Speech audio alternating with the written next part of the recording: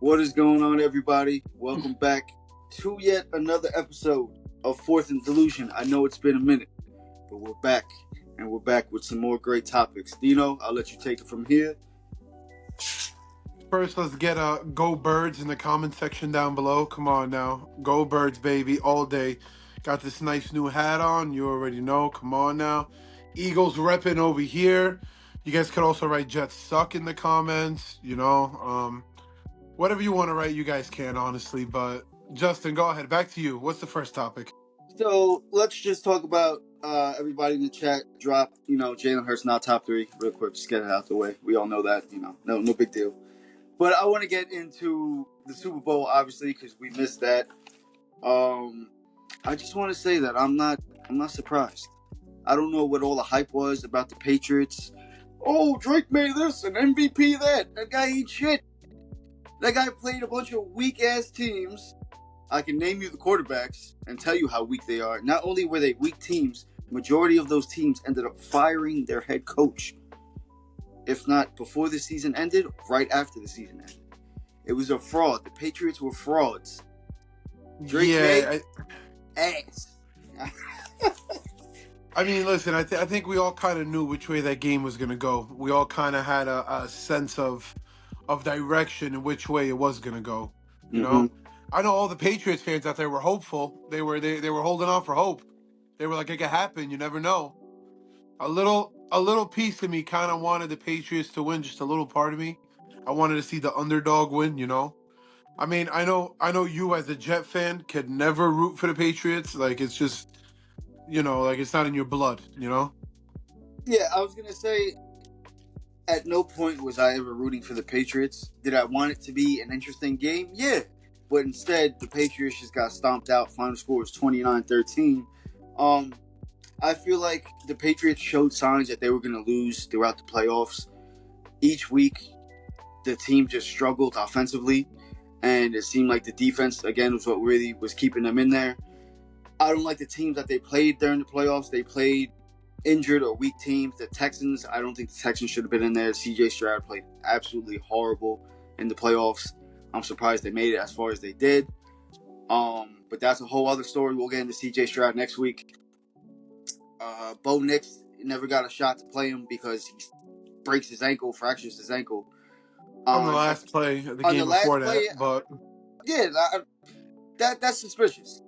And then, with the case of the Chargers, Justin Herbert has one of, if not the worst offensive line in the league. He came back from a crazy hand surgery, played all the weeks leading up to the playoffs, and still played the playoffs with an injured hand. So, you got to give it up to them. Give it up to those teams that they played because they did play their hearts out. But I'm not sold on the Patriots. And I think going into next year, especially losing Stephon Diggs, releasing him, I don't think that was really too good of an idea for them because they don't have no star power, I would say. To combat that, whatever Patriots fans going to say is they're waiting for the A.J. Brown trade to fall through. That's what every Patriots fan's going to say. They'll say, we'll get rid of Stephon Diggs, we want A.J. Brown. Question is A.J. Brown going to get traded from the Eagles? I was going to say. Go ahead. Me personally, I don't think so. I think with Sean Mannion's new offense for the Eagles, it's going to change a whole lot of things. Jalen Hurts even said in an interview that he's excited about the new offense. He's ready for the new offense. Going back to the Patriots real quick, one question I have for you. How good the Patriots were and who they versed, knowing next year they're going to have a pretty tough schedule. What do you think their record's going to be next year? If they can remain healthy as well as they did this year, they could maybe get 7-8 wins. But I can name you the quarterbacks that they played this year, and they're not really comp. I think the most comp quarterback that they played this year was Josh Allen twice, and Josh Allen was able to split that 1-1. So wasn't there a thing you had for to name you a quarterback who's better than I got you. Drake May? I'll name you the quarterbacks that they played, and you tell me who's an elite quarterback out of these names. These are all the quarterbacks that the Patriots played this past season. All right? Starting it off, Spencer Rattler. Elite. No. Tyler Huntley, Bryce Young. Elite. Nah, you're bugging. You're bugging. You're bugging. Bryce Young, Dylan Gabriel, Cam Ward, Quentin Ewers, Michael Phoenix, whatever the fuck his name is. Tua, CJ Stroud, Justin Fields twice, and we already know how I feel about Justin Fields, and I'm pretty sure the rest of Jets Nation. Joe Flacco, Geno Smith, Jared Stidham, Josh Allen twice, and Justin Herbert. I might have left out a quarterback or two, but out of all those names, the only one that I can really say is truly elite is Josh Allen. I want to put Justin Herbert up there, but I don't think he has the weapons to be an elite quarterback yet. For what he's got now, I think he's a great quarterback. Don't get me wrong. I think he's number 2 on that list, right behind Josh Allen. But I feel like everyone makes excuses for him. Josh Allen doesn't have any weapons at all either, and he's still making it happen. I mean, why can't Justin Herbert do it? Put him on the same pedestal. The thing is, people make excuses for Josh Allen too, and no matter what, they're always going to make excuses because, like, for me, example, Josh Allen never had that number 1 wide receiver. He did with Stephon Diggs, but he was still young and early in his career. I feel like now he's more established, he knows more, but he doesn't have that number. Well, now he does with DJ Moore being signed over to the Bills. Yes. So I think eyes will really be on him a lot this year because I think the Chiefs dynasty is over. I don't think they're really going to be in the playoffs like that again. Travis Kelce's coming back. Patrick Mahomes is iffy. Also, I wanted to wait until we got to the free agents, but I know Jets fans is hyped. We got rid of Justin Fields. We sent that motherfucker to Kansas City. Go over there and fuck their franchise up, buddy.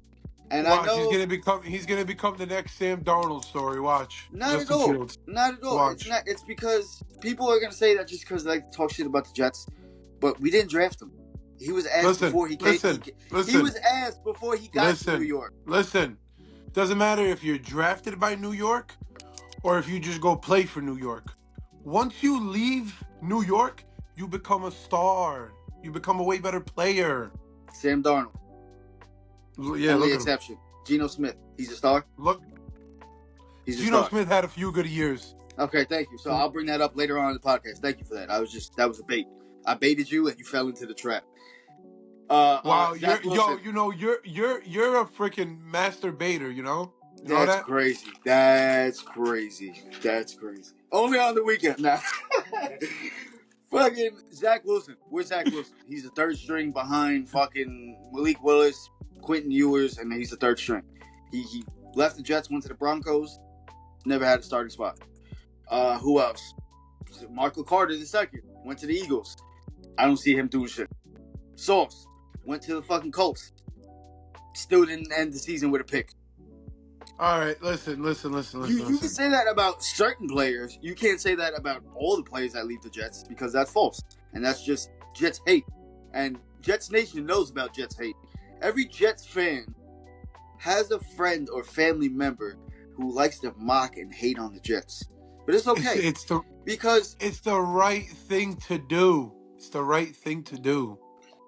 If you look at all these teams the last couple of years, these shitty teams that are somehow starting to turn it around, it's only a matter of time before the Jets turn this shit around. And that's the truth. The Jets have been saying this for the past 10 years. It's only a matter of time. Last year, everyone was so hyped for the Jets. Everyone was so on the Jet train. Oh my gosh, yes, they're going to be great. They're going to be great. When they start off 0-7, 0-8. Hey, no, last year? You mean this year? This year. Yeah, the past. This year, they started, I think it was 0-6? No, I think it was 0-7. Either way, at the same time, Justin Fields had fooled the entirety of Jets Nation week one. Week one, he came out, balled out against Aaron Rodgers, had a great game. I was fooled. Jets Nation was fooled. It was a miracle. I was like, oh shit, this actually might be a good season. And it was like he put all his energy and just experience into that 1 week, and then for the rest of the year, played like ass. But at the same time, that's not the quarterback I wanted. I said that the Jets should have traded for somebody else. I've been praising Jameis Winston. I know he wouldn't take us to the Super Bowl or nothing, but that would be a drastic step in the right direction because the Jets. I said this before, and I'll say this again: the Jets don't have a leader in that locker room. They need a guy who's a veteran and who can speak, energy into the group when you're down by 3, when you're down by 10. Because everybody that's on the team now, especially when Robert Saleh was coached, they kick a field goal, the other team, you're down 3-0, they pan to Robert Saleh on the sideline, he's crying into his hands. Like, how the fuck... how are you supposed to inspire your players? You're crying into your hands the first quarter, you're down 3-0. So, Aaron Rodgers quick question. scores 1 touchdown, you're ready to kiss him on the sideline. Listen, quick question. Would you want the Jets to trade for Tanner McKee? I would not, because there's nothing that's really shown on him. The games that he has played, he plays when it doesn't matter.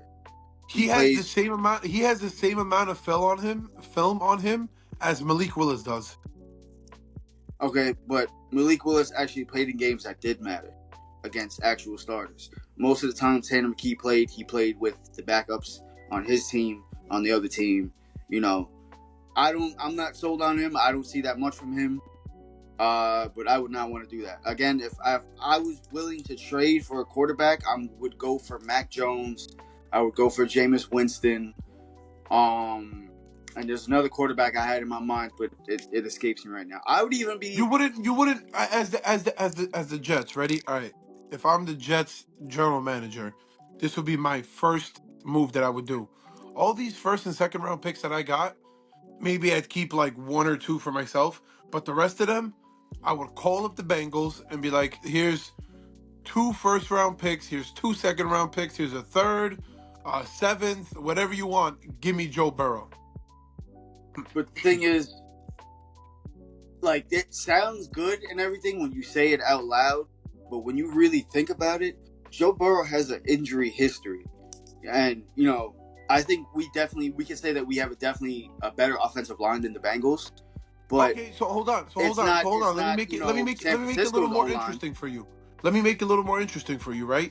You give up 2 first round picks. So, all right, ready?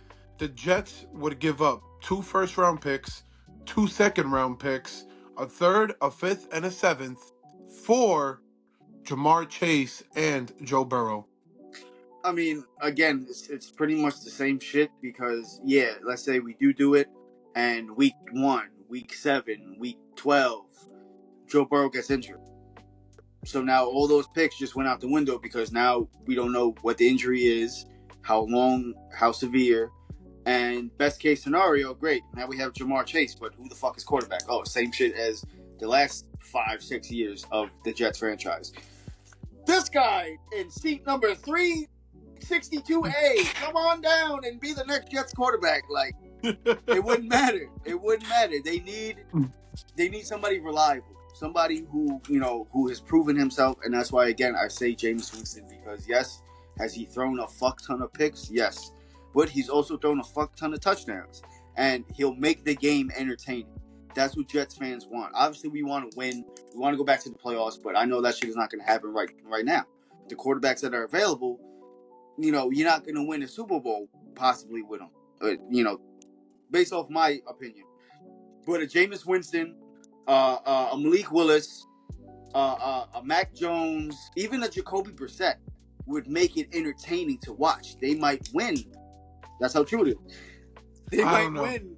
7, 8 games. Now you're taking it too far, because also too, I'm not sold on Aaron Glenn as the Jets head coach. I'm not sold on him. I don't agree with Aaron Glenn. I never thought he should have been hired. I thought he should have been fired by the end of this season. I wanted the Jets to go after John Harbaugh, but in typical Jets fashion, we're going to keep him because all these great coaches are getting fired right now.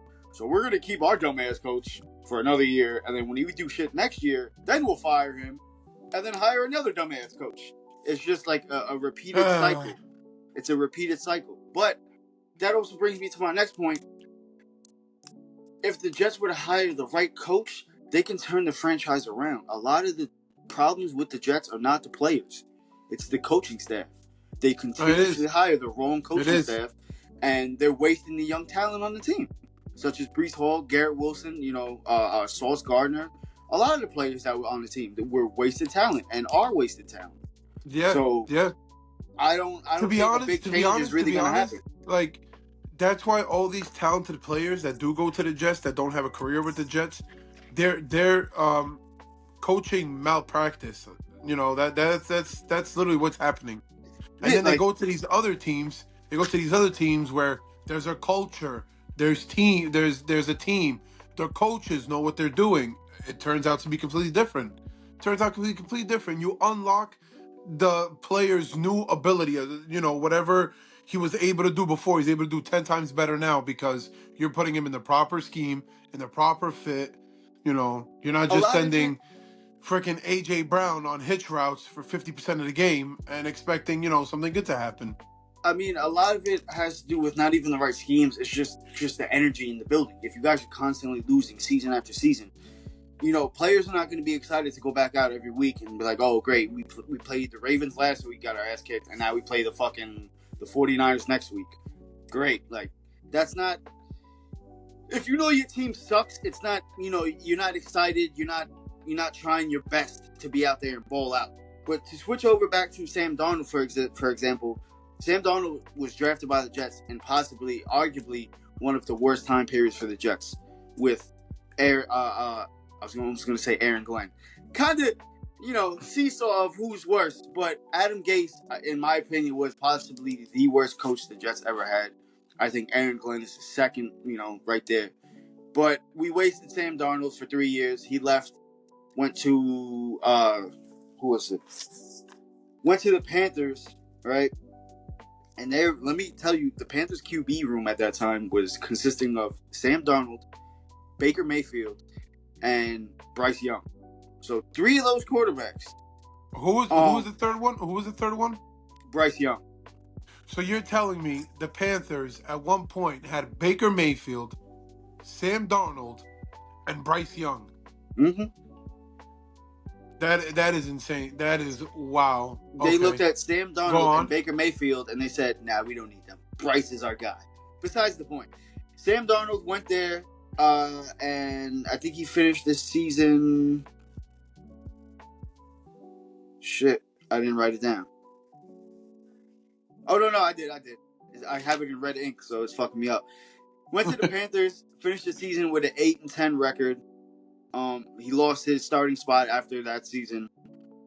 That's when their QB room consisted of Baker, Darnold, and Bryce. They let him go. He signs with the 49ers. Goes 0-1 because he played a game that he had to fill in for Brock Purdy. Mm-hmm. Stayed with the team, though, for the rest of that season. And he himself even said, like, his time in San Francisco, learning under Brock Purdy, learning under Kyle Shanahan, that it did help him elevate his game. And, we all that's what I've always been saying. That's what I've always been saying. When you have a coach like Kyle Shanahan, when you have a coach like Sean McVay, when you have these types of coaches that are offensive gurus, genius, they bring out the best in all their quarterbacks, receivers, and everybody. That's what I've been saying. I mean, yeah, the coaching does make a difference. So yeah, he spends his time with the 49ers, and then that very next year when he gets his starting chance, and so after that, then he gets released. He signs with the Vikings. Now the Vikings draft obviously 9, fuck trash bag he is, and they think that he's going to be the starting quarterback. I think it was in preseason or something like that. 9 goes down with a season-ending injury, and Sam Darnold is able to step up to the plate. Sam Darnold steps up to the plate and finishes the season with a 14-3 record. Takes the Vikings to the playoffs. His stats for that season was 35 touchdowns, 14 picks, 4,319 passing yards. And now, really quick, I want to talk about what me and you was talking about the other day. So hold on, quick thing before that. I just want to put out there, make a note of it. When Sam Darnold lost that playoff game, I personally thought that he was another Kirk Cousins. I thought, wow, here we go. When the lights are the brightest and it's the biggest stadium, he can't deliver. He's just like Kirk Cousins. He can't do it. But hey, I was proven wrong. I could say. But go on, as you were saying. I want to say that a lot of people, I think, doubted Sam Darnold, but again, especially going into the Super Bowl, he was from the Jets, going against the Patriots. That's like a Jets dream. So I said, "Fuck, I have 100% faith in him." I think the Seahawks was a great team with him. Great defense, great offense with him. Yeah, so shout out to Sam Darnold. But really quick, I want to talk about what me and you were talking when we left work that day. When we were talking about Sam Darnold and his stats with the Vikings, you said to me how much of that was the Vikings and how much of that was on Sam Darnold. So I'm gonna read you right now stats for Jay Jettis with Sam Darnold and Jay Jettis without Sam Darnold, and we'll compare the two and see. So obviously, really quick, let me say Sam Darnold shit. Sam Darnold, I said 35 touchdowns, 14 picks, 4,319 yards. That's with the Vikings. Okay. Now with the Seahawks, he had 24. He had 4,048 yards passing, 14 picks, and 25 touchdowns. Wow. Okay. So he had 10 less touchdowns than when he was on the Vikings, and 271 less yards than when he was on the Vikings, and 2 more picks. He had 12 picks on the Vikings and 14 on the Seahawks. That's Sam Darnold's stats. So you can compare and contrast. To me, real quick. Do you feel like when he's on the Seahawks, he had more control to just let the ball fly, like whenever he wanted to? It was more like kind of the coaches just letting him be free and like making him, like basically do his thing out there. Yeah, I mean that's up for question because because I was thinking about like team wise, they're kind of the same team, more or less. If I would say, if anything, the Seahawks have a better wide receiver. They got Cooper Kupp. Cooper Kupp is an experienced Super Bowl winning veteran. Okay, they got Rashid Shaheed. He's a fucking speed demon. And then they got Jackson Smith. And, like I said, for like 5 weeks straight, 100 yards. I think he finished like 12 out of the 18 games this season with 100-plus yards. So, it's not like he's playing with a bunch of bumps. But it's the same thing in Minnesota. Because Justin Jefferson, I still think, is a top 5 wide receiver. Even with the year that he had, yeah, he's he's still going to be a problem next year, no matter who the quarterback is. He had a down year. So that brings me into what I wanted to talk about: his stats with and without Sam Darnold. So with Sam Darnold last year, right? Jay Jettis had 1,500 yards receiving on 103 receptions, 10 touchdowns. His longest catch was 97 yards. That was with Sam Darnold. Okay. Without Sam Darnold, his yards dropped and his receptions dropped. He had 84 receptions last year with 9 for 1,048 yards. Now get this. Instead of 10 touchdowns like he did with Darnold, he finished this season with only 2 touchdowns. And I believe those games was between weeks 1 and 4. And it was 1 touchdown between the 4 games.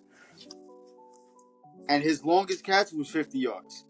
They also finished the season without Sam Darnold 9-8. So yeah, I think Sam Darnold had a lot to do with that success in Minnesota. Yeah, because you can't just plug in any other quarterback in there. I truly believe Sam Darnold had a lot to do with their success. Same like Jalen Hurts had a lot to do with Eagles' success in their Super Bowl run. I feel like those two stories are kind of hand in hand. I mean, I wouldn't say that, only because of, again, I would say this. I would say the Eagles definitely have a better team than the Seahawks. They have a better defense. They have a better running back. Yeah, they have a better... Saquon Barkley is top 2 running back, top 3, depending on who you're talking about. Yeah, even with the year he had this year. Kenneth Walker, this was... Let me look up Kenneth Walker's stats. Kenneth Walker is like top 3, if not top 5 running backs.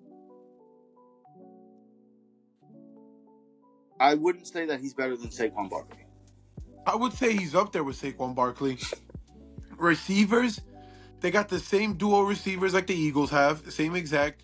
Tight ends, I mean, I don't know. Would you give it to Dallas Goedert? Would you say Dallas Goedert is better? Who I don't even know who the tight end is for the Seahawks. Yeah, to be honest, I don't even know either. 1, 2, 3, 4, 5, almost 6 seasons. 1, 2, 3. Yeah, so Saquon Barkley is definitely way better. Kenneth Walker, was his 4th season in the league, but he only had 2 years, his rookie year and this year, where he went a little over 1,000. Rookie year, he went for 1,050 yards on 228 carries for 9 touchdowns. And then this year, 221 carries for 1,027 yards on 5 touchdowns. Now, if you go to Saquon Barkley has 1, 2, 3, 4, 5, 6 games, 5 games over 1,000, 1 game just short of 1,000, and 1 game over. Oh no, that's years. I'm bugging. I was about to say, I was like, I don't remember Saquon having a 1,000-yard game. I'm bugging. That score in that game would have been years. like 2. I apologize. Years. He had 6 years, 5 years where he went over 1,000, almost 6, and 1 year last year when they won the Super Bowl, 2,005 rush yards, 13 touchdowns. That's the most touchdowns he had in 1 year was last year. So yeah, I would say that the Eagles have a better team, and as far as success goes, yes, Jalen Hurts is definitely a part of that success, but I would not solely put all of the success on him. I think when it comes to the last year, at least, Saquon Barkley was a huge part of that success, and that defense that they had was a huge part of that success. Can I ask you why is Jalen Hurts hated so much? Why is Jalen Hurts hated so much? Can you answer it, please? It's because of Eagle fans like you who constantly put him in top 3, top 5 conversations when he has not proven that he is a top 3, top 5 quarterback. Again, you guys like to say, "Oh yeah, Jalen Hurts this, Jalen Hurts that." There has been games this year where Jalen Hurts entered the 3rd quarter and he had 50 passing yards and won the game. And how did they win the game? He finds a way to win. He finds a way to win. The defense. He finds a way to win. So what happened? He finds a way to win. What happened when they were winning against the Cowboys 21-0? We find a way to lose. No, I'm kidding. Yeah, that's what happened. You guys were firing on all cylinders until halftime. You already know. Last year, all of last year blame goes to one person. And you already know his name. Kevin Patullo. Okay, so let's say Jalen Hurts has the same year, if not a little bit worse. What's going to be your excuse then? Are you going to blame your new offensive coordinator? It's Sean Mannion's fault. At what point? That's what I'm saying, though. That's why Jalen Hurts is so hated.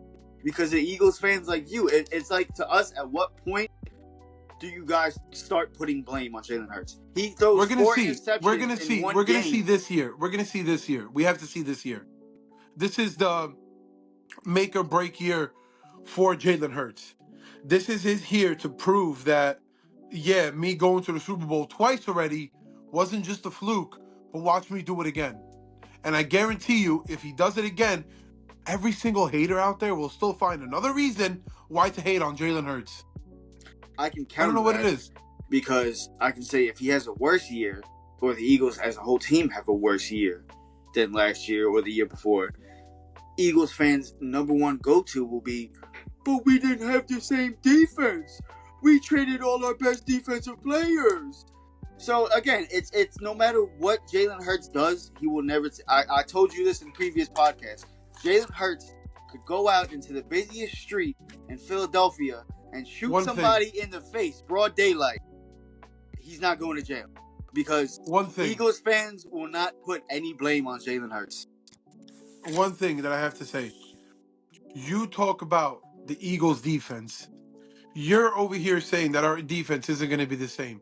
The one thing that you don't know about is that our general manager is in talks with the Browns for guess who? Uh, Either Myles Garrett or Denzel Ward, because those are the only two Myles people on the Garrett. team. Myles Garrett. So the Eagles are ready to give up some of our draft capital to acquire a Myles Garrett. Now, if we get him and Jalen Carter, oh my gosh. Well, I Oh can tell my. you, whatever first round picks you have are gone for next year and probably the year after that, if that's the case. Because Nah. no way are the Browns going to trade Myles Garrett for a couple second, third, and fourth round picks. If that's what you think, you bugging. You bugging. You know That's what I know. That's what that I know. What can I he's say? going with some What can first I round say? picks. He's going with some first round picks. And if he doesn't, the owner, the CEO, the general manager of the fucking Browns organization needs to be executed on the spot. If I see breaking news, Myles Garrett traded for 2 second-round picks and a fucking 5th round, execute that motherfucker on the spot. Kill his ass. I give the city of Cleveland all permission to go out there and riot, because that would be wild. Listen. We have to get into our last topic before we wrap our first episode back, because this is just a little teaser episode for all you guys. Facts. But yeah, get into that last topic real quick, because I don't want to hear any more. I don't want to hear any more Jalen Hurts slander. I got you. We'll save that for next episode. Don't worry, guys. I got tons and tons of more stuff coming for the next episode. So don't worry. Next episode comes sometime next week. But we'll wrap it up with this. I seen a video on Instagram not that long ago, and the guy was asking his friend, give me like based on mobility, pocket presence, IQ, passing accuracy, and throwing power. Give me your 5 quarterbacks that fit, that would make the perfect quarterback. I didn't word that correctly, but you know what I mean. You do yours first. So when it comes to pocket presence, I felt like that one stumbled me a lot, because there's a lot of great, pocket presence quarterbacks. But I would want to say prime Russell Wilson. Prime Russell Wilson was able to do some shit. I'll go with prime Russell Wilson for pocket presence.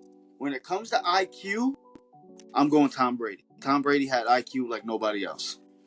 When it comes to throwing power, I want to say Aaron Rodgers. Aaron Rodgers is like the king of Hail Marys. You can't beat Aaron Rodgers when it comes to throwing power. When it comes to accuracy, I want to say Drew Brees. Drew Brees was and still is one of my all-time favorite quarterbacks. And for mobility? For mobility, I'm going Mike Vick. That would be my 5 quarterback abilities that would make like the perfect quarterback. Okay. So you got to run through the abilities. So the first ability is which one?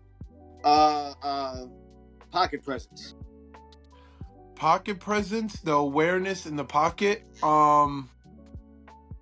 Out of all the QBs in history that you can think of, Michael Vick, Jalen Hurts, Drew Brees, Colin Kaepernick. To be honest, there's gonna be a couple of them that are gonna be in the same cat. Like I'm gonna have multiple picks for one. So like pocket presence would be Michael Vick, because especially prime Michael Vick, he always knew how to escape from the pocket. He always knew how to get away from there. A close second might be Carson Wentz. His pocket presence was crazy during his prime years with the Eagles. And then what's the second one? I believe it was IQ. IQ, yeah, I think you have to go with like Tom Brady as IQ. I don't think you could really pick anybody else. Maybe Josh Allen, but Tom Brady's got he's got IQ locked up. Next. After that I think it was throwing power.